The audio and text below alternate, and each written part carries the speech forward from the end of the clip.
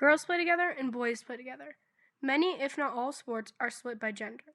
Transgender athletes have recently been a hot topic of conversation due to the fairness of these athletes.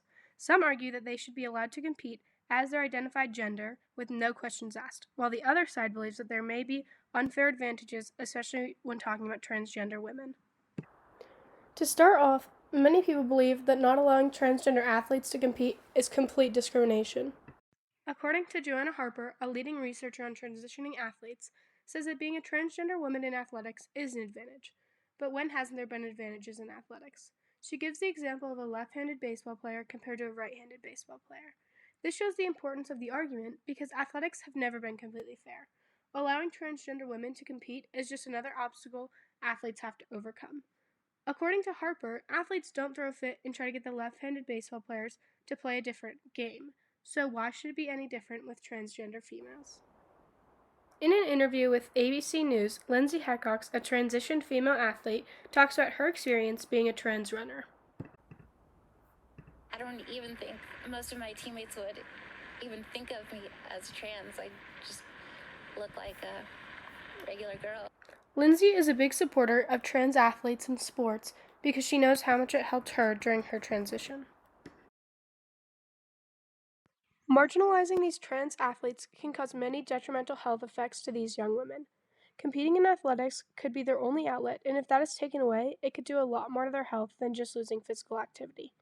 According to a study done by the CDC, 27% of trans students said they felt unsafe at or traveling to or from school, and 35% of trans teens said that they have attempted suicide. On the opposing side, there have been laws and people fighting for the exclusion of trans women in sports due to the unfair advantages they may possess.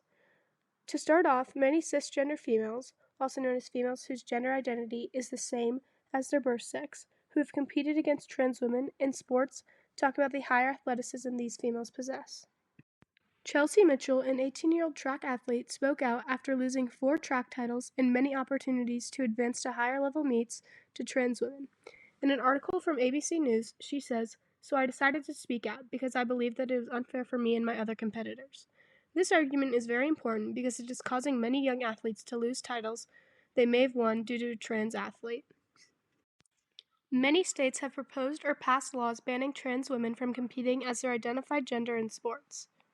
In all, at least 28 states proposing or passing at least 52 bills excluding trans athletes and namely trans girls in K-12 and college. This side of the argument comes down to the idea that biologically, males have way higher testosterone levels compared to females.